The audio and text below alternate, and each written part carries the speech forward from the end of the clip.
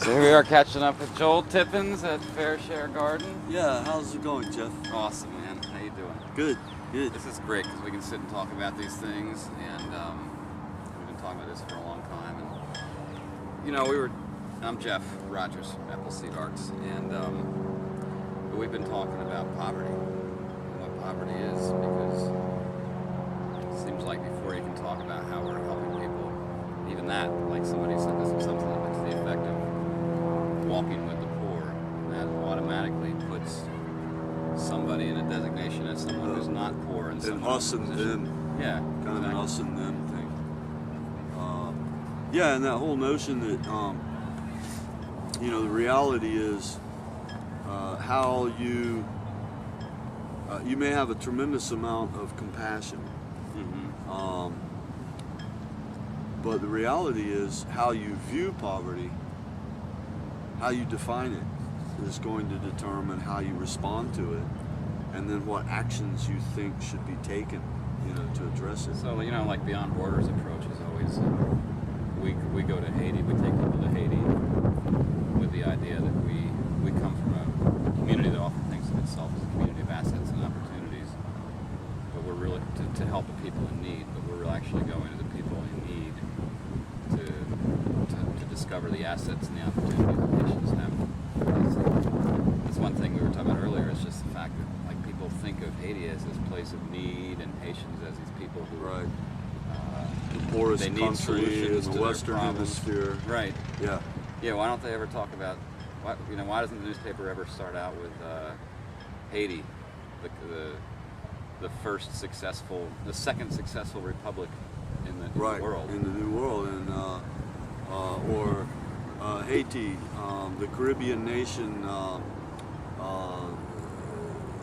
you know, the capital of culture and arts and crafts, you know, of the Caribbean, and but no, everyone knows them as being the poorest nation. So the reality is, you travel anywhere in the Caribbean and you buy art, and it might say San Lucia, it might say, you know, have the names of the places, but so often it was made in Haiti and exported, because Haiti is this land of artists and craftspeople. Everybody knows how to weave a hat in Haiti, in the countryside, or a basket. You know, in fact, I was remembering,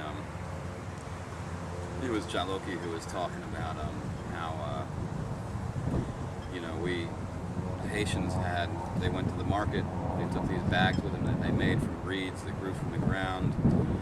From those reeds, they wove baskets, and they would go to the market and fill their bags with produce and take it home. And when the bag wore a hole in it, if you served its usefulness, they threw it on the side of the road, and it decomposed, and it formed more soil, which formed more reeds, which formed more baskets, and it was a cycle. And you know, Haiti never had an industrial revolution. They just suddenly we came with all these gas stations, and suddenly plastic became chic.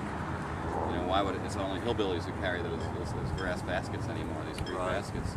But they never developed a way to, you know, there was never an infrastructure development along with it. There was never a way to dispose of things that came along with it.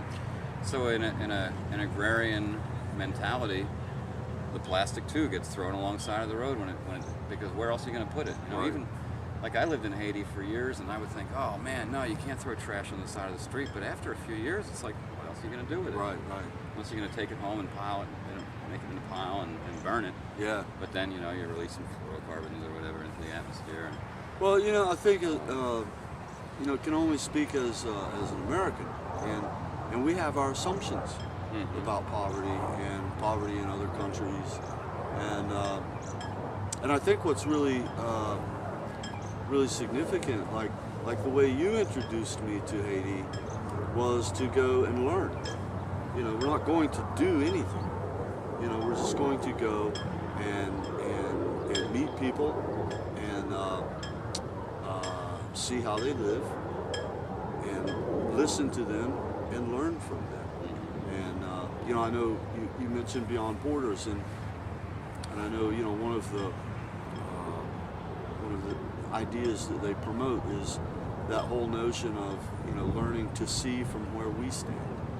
You know, to see, you know, you come with your worldview as an American, but it's so significant to come to Haiti and try to see the world the way they see it, from where they live, from their perspective.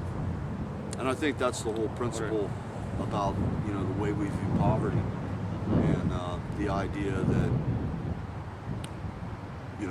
because of our lifestyle and that assumption that our ideas are your solutions to your problems, and that notion of going and doing something for you, Right. and never any consideration of what do you see your problems to be, Right. what do you consider to be sustainable solutions to those problems, and how What are can your we resources? work with you. Right. Yeah.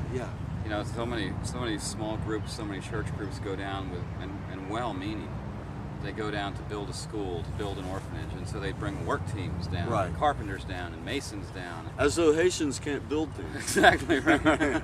Yeah, you're gonna have to have 25 college students from America do this. Right. And does 'cause, anybody consider that there's a huge unemployment rate in Haiti, that masons can't find work and carpenters can't find work? Yeah. And I understand the need, the desire for the exchange. I understand these, young people come back and they say, "Oh, we were so blessed and we were so touched by the generosity and the warmth," and their lives are changed sometimes. But what's the value? You're shaking your head. Yeah. That's just such a paternalistic, paternalistic attitude. That. Yes, I'm going to learn a lot just by being there and doing something for you that I don't feel like you can do for yourself. And It certainly isn't in their minds when they go. no, well, it's a paradigm shift.